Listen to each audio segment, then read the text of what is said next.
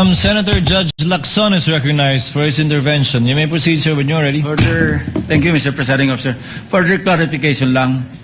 Binabasa ko po yung Anti-Money Laundering Act. Wala naman pong kaduda-duda nun eh. Either covered or suspicious. Pag covered, may threshold. Maski hindi suspicious, kailangan report kung above the threshold amount, which is 500. Wala po sa batas yung kaduda-duda eh. Either it's suspicious or covered. Yes. Transaction. Ang ano kasi yon, sir, pagka ang covered transaction, automatic pong naka-report siya Yes. as covered transaction Above the threshold. in excess of 500,000. So, transaction po, parang nagkaroon po tayo ng doubt, di ba? And then, inimbestigahan po natin at yung pong sa investigasyon natin ay hindi siya pumasa. Suspicious pa rin po siya. So, that's when kami magre-report as suspicious transaction.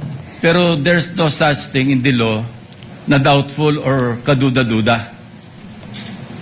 Unusual. It's just covered or suspicious. Suspicious. So, parang nagduda ka and inimbestigahan. Walang middle layer, ibig sabihin. Yes. Pag above the threshold, tapos covered institution, like casinos, real estate, automatic i-report yun kasi covered institution. Yes. Ngayon, ordinary depositor, pumunta sa bangko, nag-deposit o nag-withdraw ng more than 500, that's above the threshold, it becomes a covered transaction. Yes, sir. So wala akong kaduda-duda. Yes, sir. Suspicious lang. Wala yung middle. It's either you categorize it into covered or suspicious. Wag na ho tayo mag-usap ng kaduda-duda. Or unusual pala, sorry. Wag na natin pag-usapan yung unusual. Either kaduda-duda lang or covered. Yes, sir. Thank you. Senator Judge Villanueva for his second round. No, Mr. President, just a short interjection. I was looking at the BSP circular number 1215. And in this circular of the Bangko Sentral ng Pilipinas, it says here, a transaction is considered unusual when it shows patterns that are inconsistent with the account owner's usual behavior, is not commensurate with the known business or financial capacity of the account owner, or deviates from the account owner's profile. So, naintindihan niyo po ito when you po ba? Pumapasok po dito sa BSP circular. Again, sir? Whenever you said that this is unusual, pumapasok po o dito sa kategoryang ito pumapasok ng BSP circular 1215, yung binabanggit po ninyo. Na, ang transaksyon ay considered unusual kung ito po ay nagpapakita ng patterns that are inconsistent with the account owner's usual behavior. So, kaya po siya unusual, sir? Yun nga po. Kaya natanong ko po kayo, Yes, whenever sir. you say this, na it's unusual, dahil pumapasok po siya sa kategoryang ito. Yes, sir. Salamat po, Ginoong Pangulo. Senator Judge Lacson is recognized. Medyo na-confuse lang ako kanina. I did not mean kaduda-duda, but yung unusual na sinasabi kong wala. Yes. Thank you. Kasi yung kaduda-duda na mistook ko as unusual. So, Ako na po yung nag-translate nun. Suspicious equal unusual, kakaiba. Senator Judge Lauren Legarde is recognized for her interjection.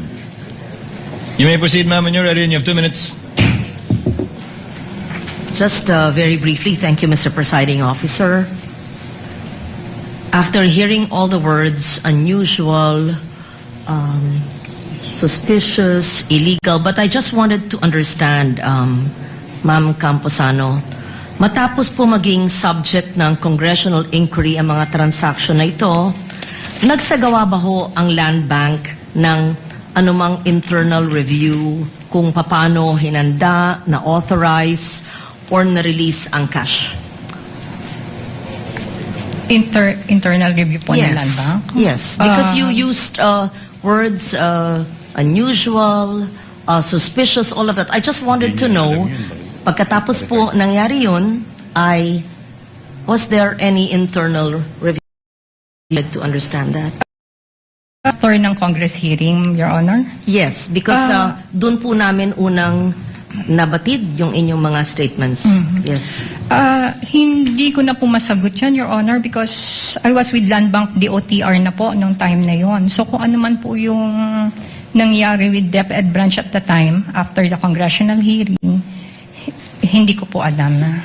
Oh, so after the hearings, when you made these manifestations, hindi po kayo pamilyar kung nagkaroon po ng pagbabago, ng review, i-assess yung proseso dahil po sa inyong mga kaalaman. Yes, Your Linipat Honor. na po kayo. No. I was with Land Bank DOTR na during the congressional hearing. Yes. And so you were not called for any review based on your revelations. Wala po. Okay. I had many questions. I was supposed to ask you, anong saklaw ng review, ano ang security arrangements, documentation, reporting requirements, but if you're not familiar with the review, so you will not be able to answer. So, do we assume then that the process is still the same? Kung walang binago po, ibig po bang sabihin na Land Bank considered the existing process sufficient and that the same transaction could still be handled in substantially the same manner today? Gusto ko po lang maintindihan kung unusual, usually kakausapin dapat yan o a-assess ang proseso, but if it was not, how is the process today? Paano po nagbago kung meron man? Kung sa ngayon po, ang nagbago po ang proseso niyan dahil meron na pong tayong BSP guidelines na ang amount na mailalabas is up to 1 million. Then, pagka more than 1 million, ay kailangan na po ng necessary approvals. Yes, I'm talking about the changes, evaluation, assessment after the congressional inquiry. Did this, are you referring to a BSP guideline that was given after the congressional inquiry? I know, ma'am. Yes, that's what I'm referring to. From the time, ma'am, that you gave those statements, and if you found it unusual, and up to now, I wanted to know whether there was any internal, yes, I take note of that, internal assessments to review so that there could be changes for security arrangements. If none, and if not familiar with you, I leave it at that, except that normally in life, when something is unusual, which is not really suspicious, which is not assess, and you make changes to improve the process. But you're saying you are not familiar with any such investigations or assessment or review. Yes, ma'am. Okay. Thank you. Thank you, ma'am. Senator Judge Padilla first. Apologies, Senator Allen. Senator Judge Padilla for his interjections. Thereafter, Senator Judge Alan Cayetano. You have 2 minutes, sir. You may proceed when you're ready. Maraming salamat po. Isang mabilis lang po ito. Pagka sinabi pong unusual, hindi pangkaraniwan. Hindi po ba? Yes, sir. Kapag sinabing suspicious, ibig sabihin kahinahinala. Apa, sir. Wala po kayong nakitang kahinahinala. Hindi po ba? Wala naman po. Opo, ibig sabihin hindi po illegal. Wala naman. Ang ano lang po kasi namin is yun sa check and cash. ma'am. Opo, ibig sabihin wala pong illegal. Wala po. Kayo nakita. Okay, maraming salamat po. Sa prosecution naman po ako. Ginoong prosecutor, pangkaraniwan po ba ang confidential fund?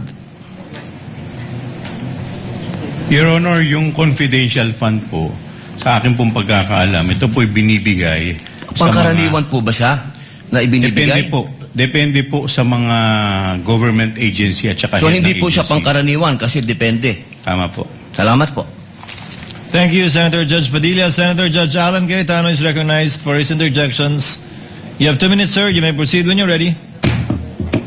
I think most senators already clarified, but just a little bit more. Magandang hapon, Madam Witness. Good afternoon, sir. So, are you familiar with confidential or intelligence or discretionary funds? No, sir. Yeah. So, yung usual or unusual, depende kung saan ka naka-assign. Kasi for example, kung sa Malacanang ka naka-assign, and parating may intelligence funds ang Malacanang, and whether, I don't know how much they usually withdraw, whether it's 25, 50, 100. So if they always do it, then it's usual, right? Yes, sir. If they don't, if it's just a one-time that year, oh, unusual, bakit suddenly, right? So whether it's you or the previous witness, ang tinatanong lang namin kung usual sa branch niya. Di ba yung in your case kasi you've been assigned to different branches handling different agencies, but not all agencies have confidential funds. So so yung pag tinanong sa'yo usual, you're just being honest kung again, kung if it's usual or not usual or unusual, right? Yes, sir. Or put it another way, di ba? If you're a kind of person that you love everyone, then I'm first time ko pumunta sa branch mo, I love Alan, then it's usual. Di ba? Sabi nga ni Tom Jones it's not unusual to be loved by you. Di ba? Kung yun ang usual.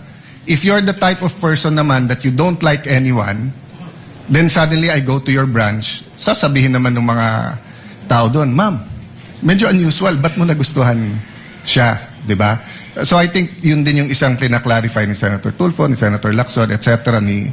Na iba yung suspicious and covered kasi may legal implications yon. Yung usual, unusual, we're just trying to get to the truth of what's happening here. So the other point what I want to make is that siguro sa prosecution ko na to itanong dahil we're all legislators here, Honorable Chua, no? Is it usual for DepEd to have confidential funds? Your Honor, I believe that this is the first time that Yes. DepEd received confidential Yes, funds, Your in Honor. fact, here in the Senate, in caucus, ako lang halos ang nag-object. I think 2 lang kami o 3. Ang sinabi ko nun sa chairman namin ng Committee in Finance, if the Vice President needs that amount, let's put it all in OVP, same amount na nire-request niya, kasi at least dun usually naman talaga meron kasi nga, or pwede, kasi Vice President siya eh. And then kung siya ay nasa Security Council or kung siya ay nasa any law enforcement. Ang argument ko noon, if you put it in DepEd, paano pag napalitan yung secretary? Will we continue it, etc.? So anyway, I just agree with the other senators here that as we go along, let's help the public understand the difference between covered, suspicious, and usual, unusual. Para lang walang conclusions that are made that are prejudicial to either the prosecution or the defense. Thank you. Thank you, President. Thank you, Senator Judge Cayetano.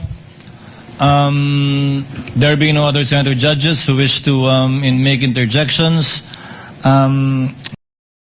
Camposano, you are excused, ma'am.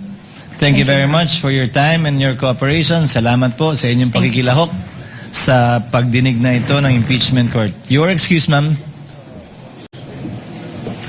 On the part of the prosecution, may I know